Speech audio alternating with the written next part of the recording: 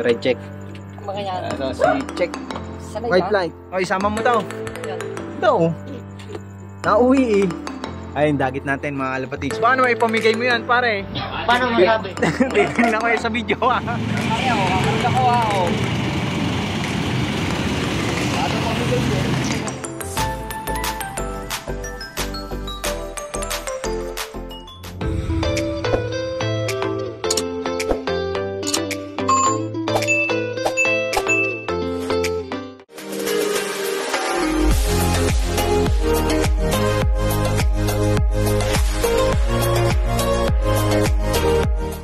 Yo, what's up? Welcome back mga kalapatids dito sa ating channel.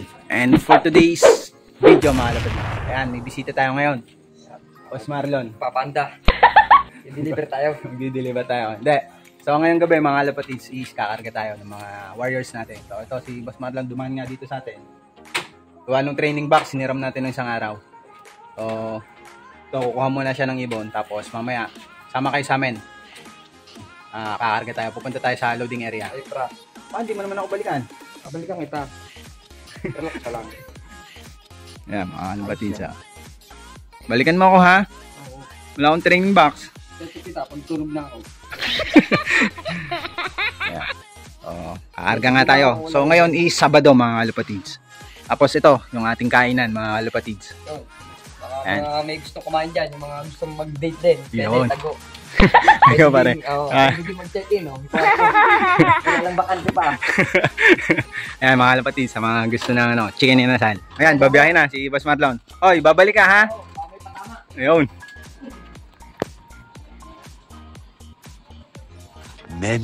Many minutes later. Ayun, buti bumalik si Boss Marlon mga kalapatids. Kukunin natin yung ibon natin.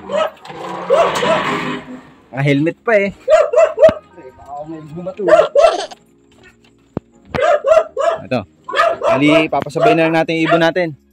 Ang ating pangkarga mga kalapatids. Ubuhi pala yung may color yan. Oo nga, karga natin ulit. Reject. Reject. Kasi ba talaga yan pare? Hindi ko makayan. Ito si Check. Sanay White ka? light. Sanay yan pare. Habang maga, masanay na siksikan. O, isama mo to. Yan. Ito. Nauwi eh. Ayun, dagit natin mga kalapatids. Paano may pamigay mo yan pare? Paano masabi? Titignan ko sa video ah. Kasi nabibigay gabi-gabi na. Ayun. Mas Marlon na nga yung magdadala mga kalapatids. Samahan nyo na lang ako bukas. Nag-aabang tayo.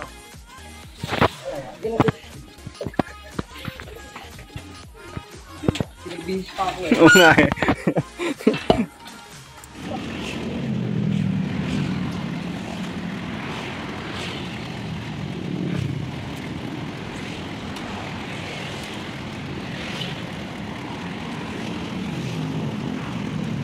Ayaw, kakanda ko ako. Paano mamigay mo? Kaya pre. The next day.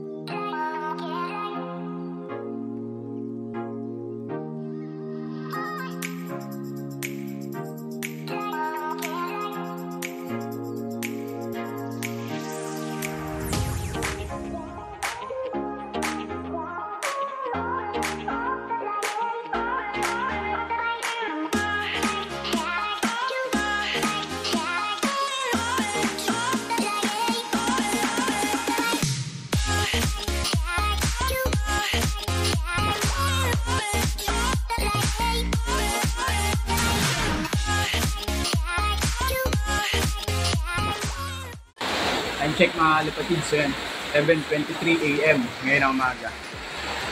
So ito yan, magandang umaga nga mga kalapatids. Ito yung weather update natin ngayong umaga. Ayan o, naulan mga kalapatids. O yan, pupunta na sana tayo sa loob para magabang. So yan, umulan naman. A few moments later. So tara mga kalapatids, punta tayo sa loob. Medyo tila-tila na. Tingnan natin kung sino mauna dun sa tatlong kinarga natin.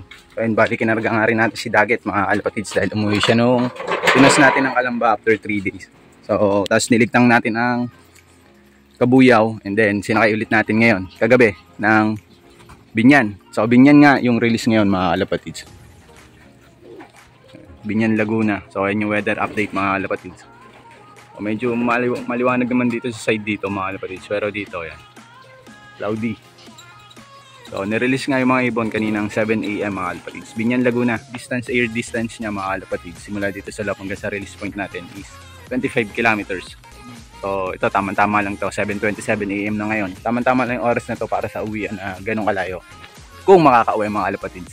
Dahil nga 25 kilometers lang yan mga kalapatids. Medyo malapit pa yung ating training. Sana makalusot na yung ibon natin.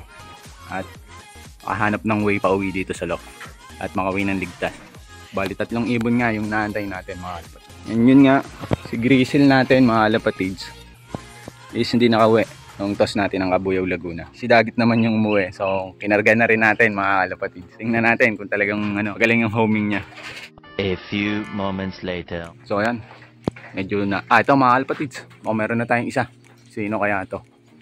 So, ayan nga yung weather mga kalapatids. Yun yung inasyaring araw. At least umulan lang ng konti. Ito, meron na nga tayong isa mga kalapatids. Bitin pa. Aronda pa. Saan yun? Ito mga kalapatids. Yan. Alipad pa. Mukhang si Check White Flight to.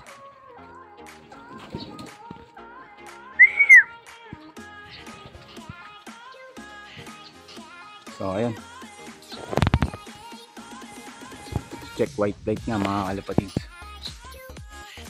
Pasok, pasok! Ayan, ganda na ng sikat ng araw mga kalapatids. Yun, may mga dumadaan. Oh. Ito na mga kalapatids. Ang ating first bird.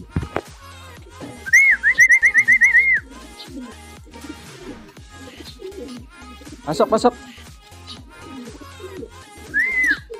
Ayan, dapat ang ibon natin mga kalapatids pag umuuwi is mapapasok agad natin. Lalo na kung nagpupuling tayo or sumasali tayo sa mga race. Tapaan race, pooling, mga pooling. So, dapat mapapasok agad natin ibon natin. Pag naulan, ayan, nakakainom sila sa labas. Yan, talo na tayo pagka ganun mga kalapatids. Ayan. Ayaw, hindi agad papasok sigurado pag nakakainom sa labas. Pasok, pasok, pasok! Pasok! So ayan, bali 7:30 AM mga kalapatids. Dumating itong si Check White Flight natin. So kinuha niya ng 30 minutes. Pasok, pasok! Ayun, lumipad pa.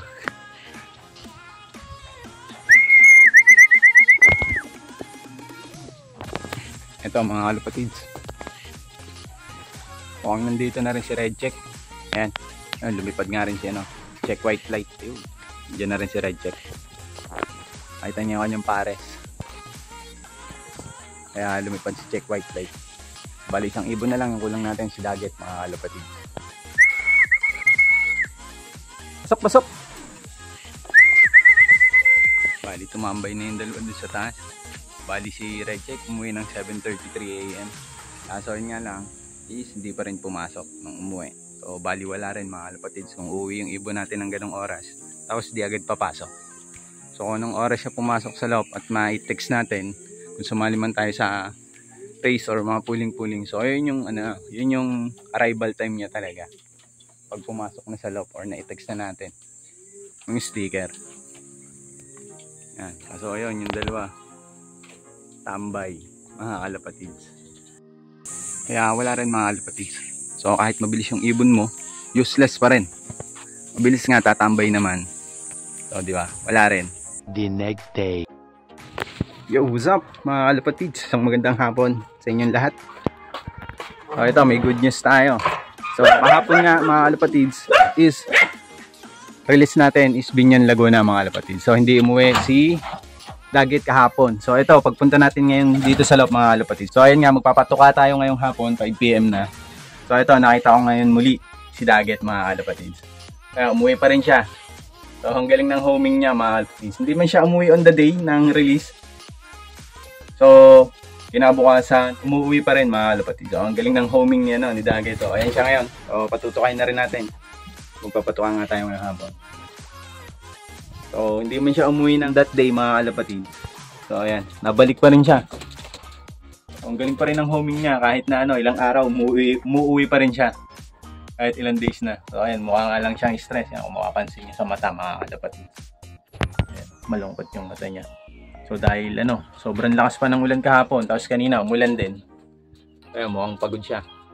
At mukhang na out of way din siguro tong ibon na to. So ayan, so tara, patukan na tayo ngayong hapon. So ayun nga, check white flight yung kinarga natin.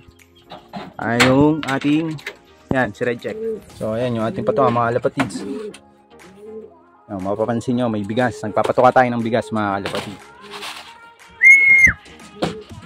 Yan, sigurado, gutom to, si Daggett, yan. Muna siya sa pagtuka mga kalapatids. Gutom mo. Pauwi lang ngayon. Nung kalamba, hagis natin siya ng kalamba. Nung sumabay tayo kay kay Christopher. 3 days bago siya nakaway mga kalapatids. Tapos pinahinga nga natin ng tos ng kabuyaw. Tapos ayan, binyan mga kalapatids. Kasi nga 3 days siya bago umuwi. Loading na nung araw na yon. Kinarga natin yung dalawa. Ayan. So kauuwi niya lang that day. Kaya hindi natin siya sinama ng Kabuyaw, Laguna. O yan, binyan, kinarga natin siya. So yan, ngayon lang siya umuwi. Ngayong Monday mga kalapatid. So Monday afternoon, nakauwi si Daggett. Kanina wala pa yan eh. Ayan, gutom na gutom. So habang nalayo mga kalapatids, medyo bumibilis si Daggett. Baka sa susunod na karga natin dito, baka on time na siya umuwi. Ayan, kakarga pa rin natin ito mga kalapatid. So, susubukan natin yung homing instinct na itong ibon na ito. Ano ba sa palagay nyo kung anong ibon to mga kalapatid? Para bang tippler or pigeon owl? Pero mukha kasi siyang fancy eh. Pero ang ganda ng kulay niya. Kakaiba yung kulay. Ganda ng pagka-off color. Ayan, gutom na gutom. Mga kalapatids, nawakan natin kaya mukhang nahirapan siya sa training mga kalapatids. Namayat siya, hindi katulad nung kinarga natin. Ito yung itsura niya mga kalapatids.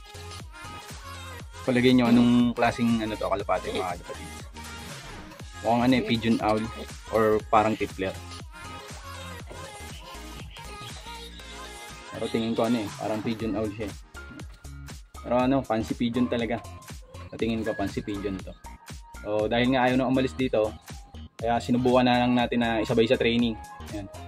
Wala rin naman pati siya kasing sing-sing mga kalapatids yan. Kaya sinabay ko na lang sa sa training para makita natin kung magaling yung homing instinct niya. Ayan. Kaya kahapon nga yung release ng binyan sa Sunday. Ngayon lang siya nakauwi. Okay. Papasok na natin para makapahinga na siya. Ganda ng kulay niya eh. Papasokin na natin. Sasabay natin ang isasabay to. Si Daggett. Hanggat na uwi. So ayan mga kalapatids. Hanggang dito na nga lang yung video natin for today. Maraming salamat muli sa inyong lahat. Lalong lalo nga sa mga walang sawang sumusuporta at patuloy na susuporta dito sa ating munting channel. Maraming salamat sa inyong lahat mga kalapatids. And syempre kung ngayon ka pa nga lang napadpad or napadayo kalapatids, huwag mo na rin kalimutan mag-subscribe, i-hit mo na rin yung ating notification bell para lagi nga updated pag meron tayong mga bagong upload kagaya na ito. So paano kalapatids? Keep safe and God bless. And syempre, lagi ko ang sinasabi, life is too short, so always be happy. Ingat lagi kung nasan man kayo mga kalapatids. Happy flying!